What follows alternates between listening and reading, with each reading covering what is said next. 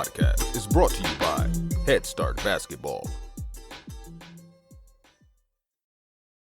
Hello, and welcome to the 58th edition of the Coach's Corner Roundtable on the Hoopheads podcast.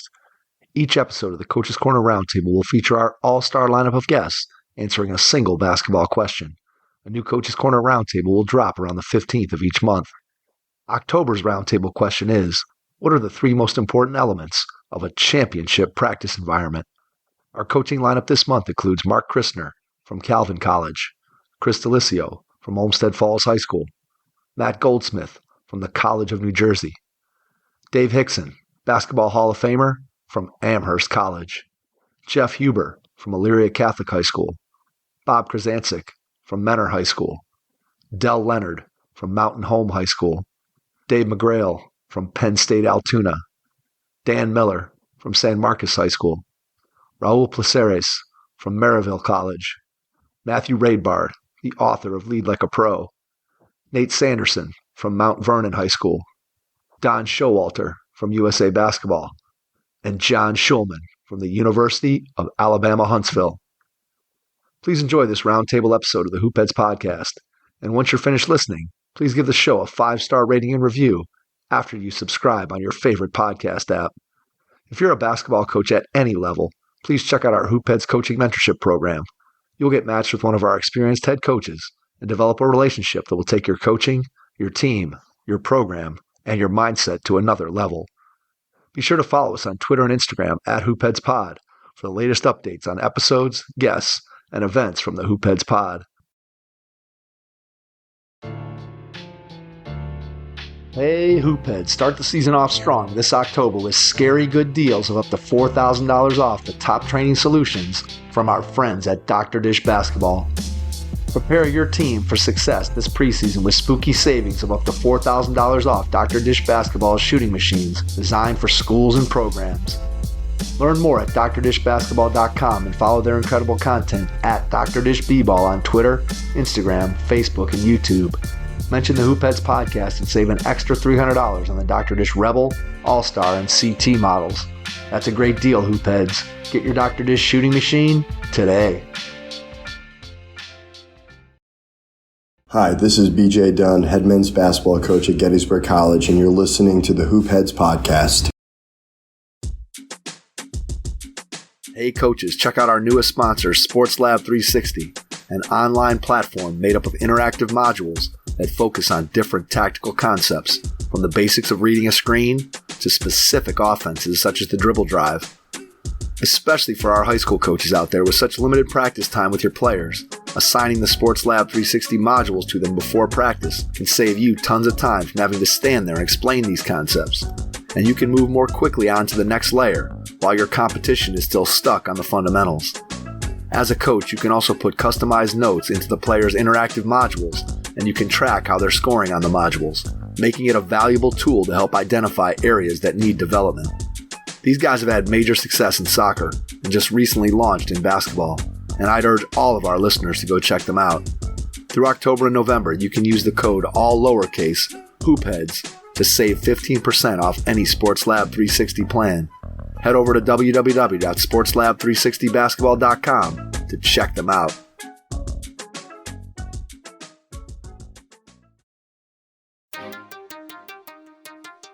Prepare like the pros with the all-new Fast Draw and Fast Scout.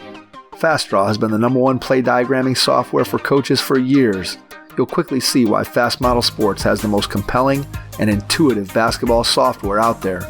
For a limited time, Fast Model is offering Hoopheads listeners 15% off Fast Draw and Fast Scout.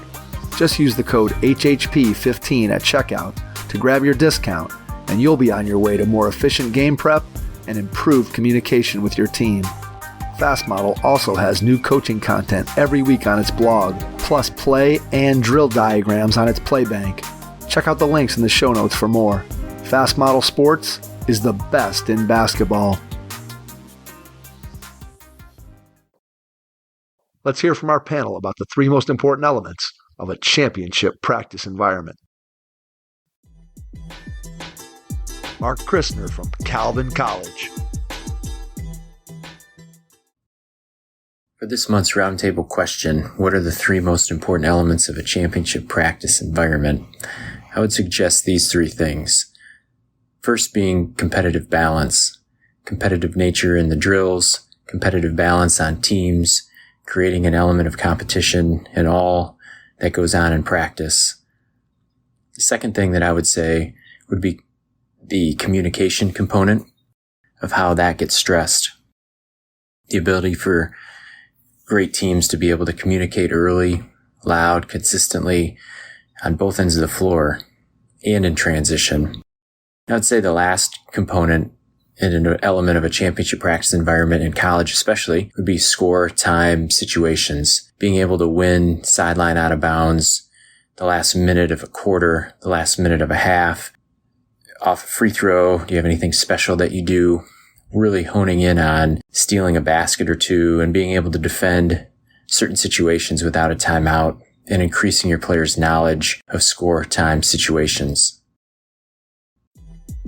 Chris DeLisio, Olmsted Falls High School, Olmsted Falls, Ohio. Hey, Hoopheads. Chris DeLisio, Olmsted Falls. Talking about championship practices and the three most important elements of a championship practice. Really hard to narrow down to just three. But I think when you look at the overall of a championship practice, I think there's three things in addition to many others that are definitely going to be in there. I think competition has got to be one. That competitive fire has to come into every drill or segment that you do. I think your segments have to be game focused. In other words, the players have to be able to connect those skills and things that you're doing to how it makes you better in games and makes them better as players to translates to games. And then I think there's got to be leadership. I think the best teams, championship teams, have leadership in every practice to keep the level high, to keep it moving in the right direction, handling when things don't go the way you want them to. So I think those three things can really play a role in a championship team. Matt Goldsmith from the College of New Jersey. What's up, Hoopheads? This is Matt Goldsmith, head coach from the College of New Jersey. Three most important elements of a championship practice environment. Number one, super simple, super obvious, compete. You got to compete. How can you make every drill into a competition? How can you time and score everything? Every drill you run, you can convert into some type of competition. You just have to get creative. Number two, urgency. I think, again, scoring everything and timing everything creates a certain sense of urgency that demonstrates live gameplay better than just a practice environment. So how can you create that urgency? How can you create that nervousness that comes with an actual game and the jitters that come with big moments? So creating some urgency would be number two. And number three, you got to be comfortable with conflict. You got to encourage it. You got to resolve it. You have to be okay with it getting maybe a little chippy out there, but make an environment that is comfortable resolving and experiencing conflict with each other, between players, between opponents, between teams in the practice. And if you have those three things, a compete level, a sense of urgency, and an awareness and a comfortability with conflict, you're going to be in a really good spot. Thanks, fellas. Dave Hixon, Basketball Hall of Famer from Amherst College. Hi, Dave Hixon here, Amherst College, retired. Just a couple thoughts on, what championship teams do for practice. And the first thing that we did, it starts before practice, is, it's a thoughtful organization with a purpose. What are your goals for your team that day? In other words, we would spend time, knocking things around, deciding what we wanted to do that day for practice? Is it a game prep day? Is it a teaching day for something else? Is it just a competition type day because you've got a few days before you play again? What are your goals for that day? And just a really thoughtful organization of what you're going to do at practice that day. That may take longer than the actual practice. And then focus. Naturally you want your players to focus. It's the only way they can really learn. But your coaches have to be in focus throughout the practice. And, again, when coaches become unfocused, they let bad habits slip by. And so it's 2 hours of focus. And, you're working with big men footwork type drills. If you're letting kids get away with certain things because you're not tuned in and focused, they won't tune in and focus, and you let bad habits go and they get created.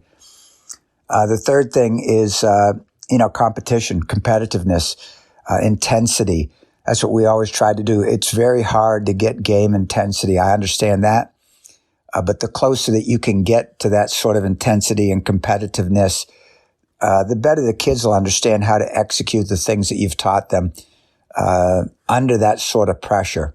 It's easy when the defense is playing, half-ass and all your stuff works. Well, then you get in a game and, the other team is playing at a higher level because people want to win the game now. And so in practice, you want to win things. It's got to be competitive. There's got to be intensity in there. And I'm going to break the rule and slip in a fourth.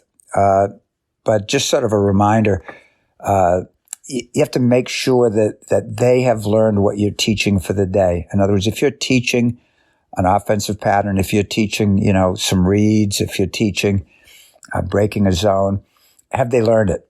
And I'll have to tell you, the closer you watch it to make sure that they have learned it and not just run through it, but they've thoroughly learned it against some sort of pressure, you might look at it and say, we got to tweak that a little bit. And so we were constantly doing that. We were constantly trying different things. We'd put something in that we'd sort of, put together before practice, and we'd look at it and, we'd walk away from it and say, well, that was good, but, we need to do this to make it a little bit better.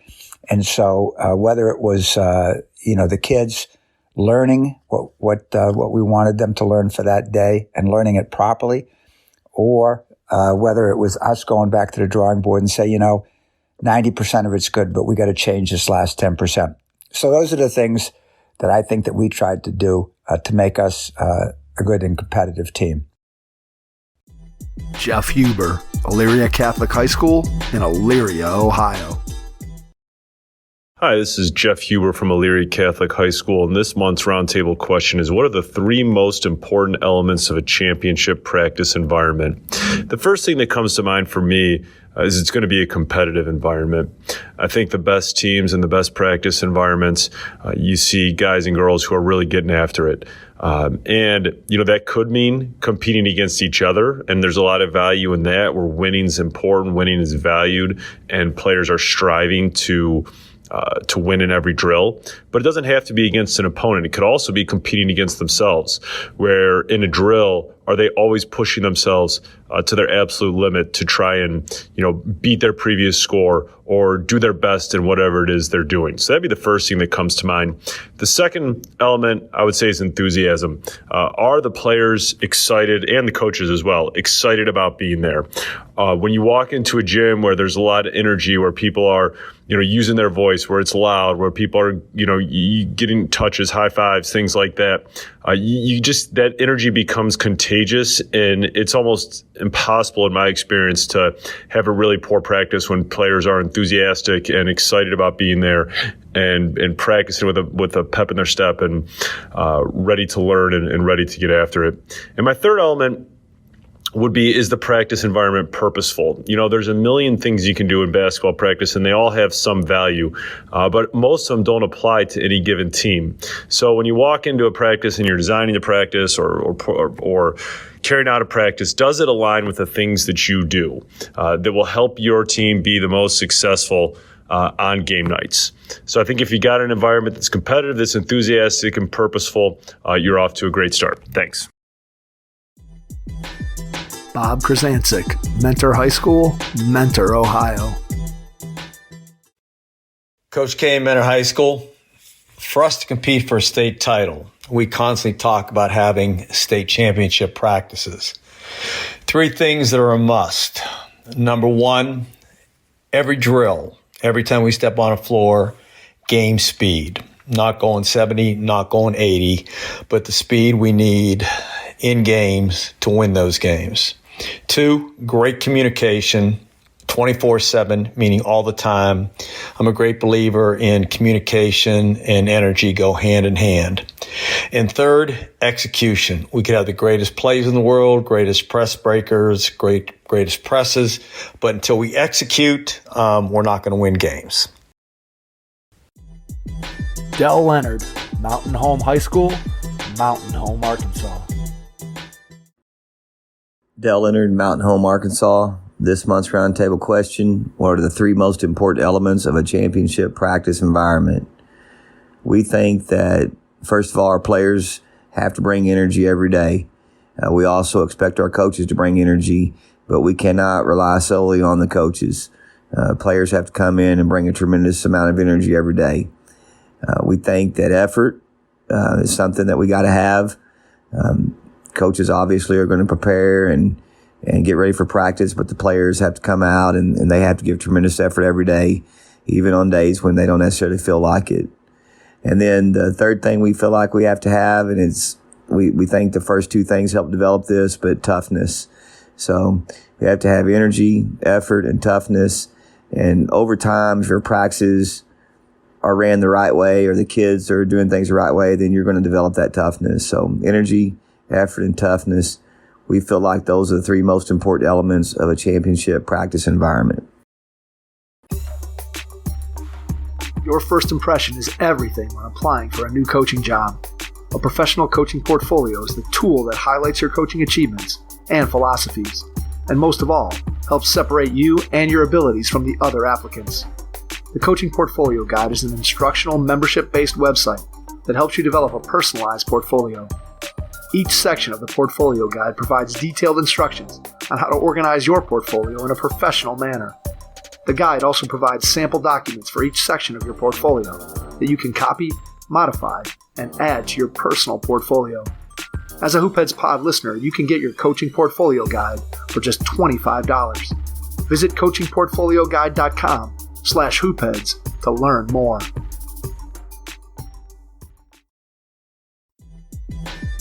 David McGreal from Penn State, Altoona. What's going on, everybody? Coach McGreal, Penn State, Altoona here, back on Hoopheads Roundtable. Question this month: what are the 3 most important elements of a championship practice environment? I think the 3 things that we would talk about would be having energy, the practices to be player-led, and then again, the 3rd thing would be competitive. It's got to be competitive. So, obviously you want a lot of energy at practice. We talk about it all the time of being enthusiastic about being at practice. Energy is contagious, positive energy and negative energy, so we want a lot of positive energy. We want that positive energy to be player-led. I said this recently. Coaches can't be the only energy givers. The players, the leaders, they have to be the energy givers at practice as well. So that's one thing we're really trying to push is having player-led energy, player-led practices. And then the 3rd thing is, as we've probably heard before, old saying is that practices need to be more competitive and tougher than games. So the games are easy. And we try to preach that as best we can. We want things to be competitive, every drill to be competitive. Everything we're doing, from running lines to layup drills to 5-on-5, we want it to be competitive, and we want guys to take it seriously to try and get better. So those are 3 things we look at. Again, having a high energy level, player-led, and then obviously want it to be very competitive at practice. Hope this helps. Look forward to talking to you guys soon. Take care. Have a great day. Dan Miller, San Marcos High School in San Marcos, Texas. There are many elements that go into a championship practice. I think, just trying to keep it to 3. I'll stay with the letter C. The first one would be commitment. I think everyone has to have a commitment towards successful practice. Obviously, all the stakeholders, the coaches, the players, you're committed to learning, to teaching, to competing, to just having a great championship practice together. If everyone's buying into that commitment part, you're going to have success. The second C then would be competition. You gotta compete to make each other better. Iron sharpens iron. There's going to be teaching moments, but of course, we got to go live. We got to compete. And then the last C is community, which is another way to say unity. Everyone has to be united and together as a family, as a brotherhood, a sisterhood. We're a community that wants to have a great practice and get better for those 2 hours or however long that is. Raul Placeres from Maryville College. Coach Placeres, Maryville College. What are 3 of the most important elements of a championship practice environment? I don't know if these are the most important, but we definitely feel like it puts us in a better position year in and year out to have success. And that's just having a strong sense of mission, purpose, and clarity in everything that we do, from the practice schedule to how we go about our drills, how we approach the weight room and the film room. And, from a basketball sense, I think anytime you go watch a practice or see a team play, there has to be the element of how they value ball sureness, their on the ball pressure defensively, rebounding, and shot selection. I think ball sureness and rebounding are essential elements to championship caliber basketball. The more possessions you get, the more opportunities you can get to shoot the basketball, which in turn gives you a better chance to win basketball games. Hope this helps. Matthew Raidbard, author of Lead Like a Pro. Hey, Hoopheads Nation, this is Coach Matt Raidbard back here with you for another Hoopheads Roundtable. This month, discussing the question of what I think are the 3 most important elements of a championship practice environment. The first element that immediately came to mind when I saw this question was competition. Having a competitive environment, having your players push one another, having your subs push your starters, having your players on the end of the bench pushing to get into the rotation, doing that in a positive and supportive way, but making sure things are competitive is extremely important. That's how teams continue to improve over the course of a long season, is by always having that element of competition in their practices and having every player being committed to improvement and pushing one another every day to improve. The second element that came to mind was positivity. I really firmly believe that practice needs to be a positive environment.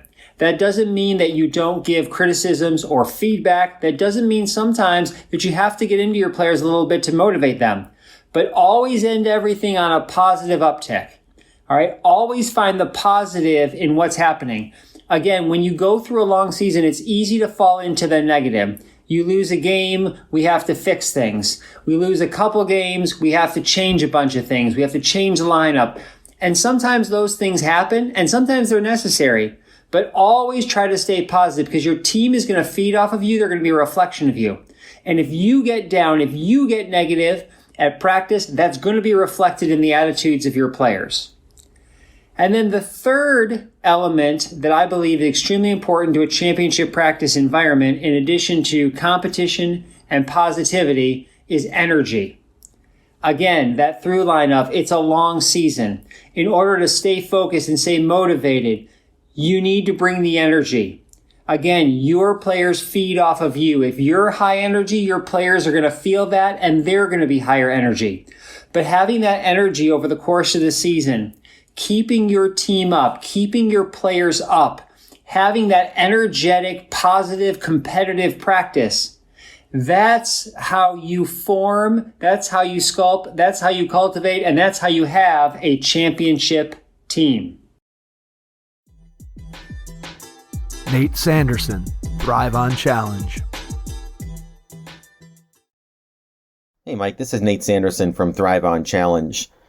Your question here about 3 elements that make for a championship practice environment is an interesting one, and I'm going to take this in 2 different directions here. First of all, I asked some of our senior leaders here as we're getting ready to start practice in a couple of weeks here in Iowa, what they would say to that question, what makes a championship practice environment. And the 3 things that they came up with from a player perspective was, number 1, just having a positive atmosphere where players are positive with each other, where coaches are coaching in a positive manner.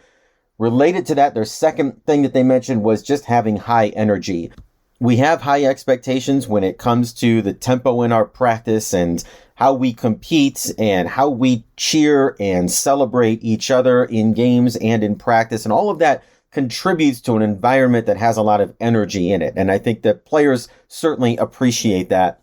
The last thing that they mentioned was just having a place that's fun to be at. You know, we talk a lot about how we want to create a place that players look forward to going to at the end of their school day. And when they know they're going to a place where we do value fun and we try to create room for players to be a little bit silly and a little bit goofy at times while still trying to get better at the game. They talked about just that lighthearted atmosphere is something that they really appreciate. And I know over the past couple of seasons, our players have actually gone back through the practice film at times on Huddle and pulled clips of their teammates doing embarrassing things and posting those in the group chat for the team. You know, all of those things contribute to an environment, a place that they like to be part of, that they look forward to, and that they enjoy while they're there. Now, if you're asking me to consider this from a coaching perspective, certainly I think all the things that my players shared are important.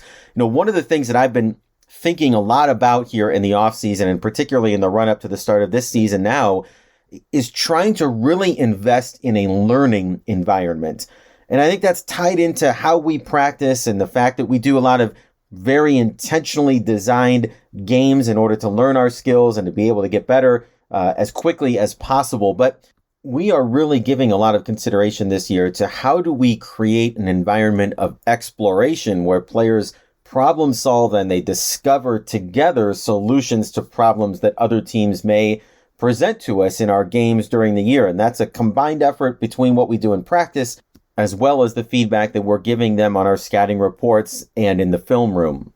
I think one of the things that I've been guilty of over the course of my career is often trying to provide the solutions to some of those challenges for players and then dialing them into a particular skill set.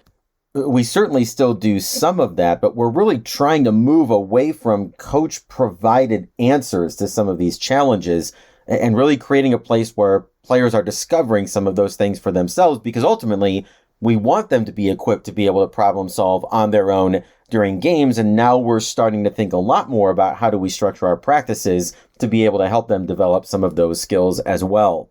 I know a lot of coaches are probably going to talk about competition and trying to have a place where players can really go at each other or hold each other accountable to certain standards. And I think all of those things are really good. I'm going to give you a couple others here, Mike, that maybe coaches don't necessarily think about. And that is, for us this year, we're really going to emphasize that practice needs to be a place of service as well. And when I talk about service, I'm not saying, look, we got to pick up the basketballs and put stuff away at the end of practice or helping set up the gym before practice. There are times where our players, our scout team is going to have to make sacrifices to help our rotation get ready for games. Our numbers are going to be lower this year, so our rotation is going to have to help our JV at times, give them some quality repetitions in our stuff so that they can get better. There are times where we're going to be broken out into different groups, and sometimes the older, more experienced players are going to have to lead a little bit more rather than always being challenged by playing against the other better players in our practice. And I think if you have an environment where players are only looking out for their own interests, they're only keeping track of their own scores, their repetitions, the amount of time that they're in a particular drill or going against the better players, you're really setting yourself up for potential disaster down the road, because we know this over the course of a season, everybody's going to have to sacrifice at some point. And so that's going to be a big point of emphasis for us, is really helping players to recognize when we're asking them to do things that are for the betterment of the team, or even in our case, the program itself, 9 through 12, that may not necessarily be the thing that they want in that moment for themselves. Now, I know you asked this question specifically about the environment, but I can't talk about practice without emphasizing how much we pay attention to our efficiency in practice. And what I mean by that is, if we're doing a shooting drill and we have 14 players in the gym and 6 baskets, we obsess over the number of reps that a player is going to get in that 3 or 4 or 5 minute shooting drill. We are constantly trying to figure out the fastest way to transition from one drill to the next, to save time so that I'm not talking too much, that our assistants aren't talking too much, because we just believe that players are going to get better the fastest by doing, much more than by listening or by watching somebody else execute something. And so, we've taken a fine-tooth comb to our practices from last year, going over the video literally with stopwatches and tally marks to see how many reps our players actually getting in the drills and games that we play in our practice, and then trying to be as creative as possible to maximize those repetitions here going forward, given the constraints that we have with the number of players, the number of rims, and the size of our gym that we're working with on a daily basis. Final thought here, Mike. I know that a lot of this we put on the players to try to establish this environment, but I don't know if there's a bigger variable when it comes to building that championship culture environment than how the coach shows up every day. And we've got to make sure that whatever we are asking, whatever standards we are holding our players to, that our coaches are doing the same thing. So when it comes to being positive, bringing energy, creating a fun and lighthearted environment, that all starts with us.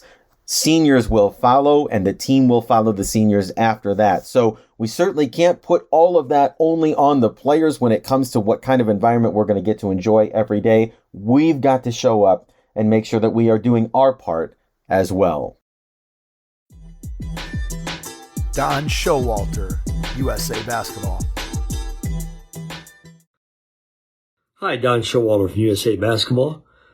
Question today is, what are the 3 most important elements of a championship practice session? And, to break these down, I would say one of the most important things is getting a pace to your practice. Getting a good pace to your practice is really up to the coach. If you let the players determine the pace, it's going to be a different pace, slower pace than you as a coach would like. So I think the pace to your practice is extremely important because that carries over directly to the pace of a game. Second thing I think that's really important that makes up a good practice is continuing to work on skill development. And I always say that really practices can be divided up into 3 parts: skill work, whole offense, whole defense. And skill work should make up 1/3 of that practice. And so, you're working on skill work. Not necessarily a chunk of that practice is all skill development, but you intersperse it with working on your offenses and defenses. So I think the second thing is continue to work on skill development is a really important part of championship practice session. As I watch guys like Jay Wright and Coach K and Tom Izzo and Fran McCaffrey practice, a lot of skill work is intertwined in their practice schedule that they have, and so it makes it a great schedule. The third thing I say is keep your practices competitive. One of the things that that really works in your skill development is if you have competitive practices, you find out what skills you need to work on. So making skills competitive, making your practice competitive with time and score for drills is extremely important in a championship practice session. Thank you. John Schulman, University of Alabama Huntsville, and the 720 Sports Group. This is John Schulman, head basketball coach at Alabama Huntsville. And the question this month is 3 things that you need to have a kind of a championship environment in practice. Great question, as we're all starting practice now. I think the first thing is, and I think it's really hard to coach, your kids have to bring it, but a loud gym is a winning gym, and a silent gym, a quiet gym is a losing gym, and I really firmly believe that. Your kids need to bring enthusiasm. I don't think you can coach enthusiasm, but it's got to be an enthusiastic gym. It's got to be a loud gym. It's got to be a positive gym. And I think that's the first thing. A loud gym is a winning gym.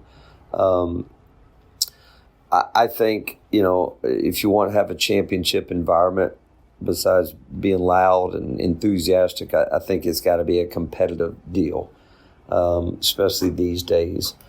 Even drill work, something's got to be on the line. You probably need to have a winner or a loser, and consequences for the loser and whatever for the winner. But I think, if you're going to learn to win and you want to be a champion, you're going to have to take some L's along the way and not like it.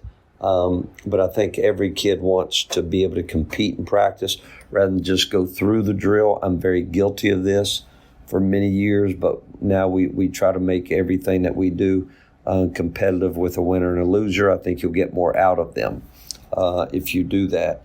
Attention to detail, whatever that may be for you, whether you're running sprints and touching the lines, whether you want if you want all your kids to have their shirts tucked in, then you can't have some that aren't. Whatever's important to you. I'm not saying you have to have that to be a champion, but whatever's important to you as a coach, the attention to detail, whether it be starting behind the line and touching every line if you're running a sprint or a suicide, just the attention to detail, and then focus.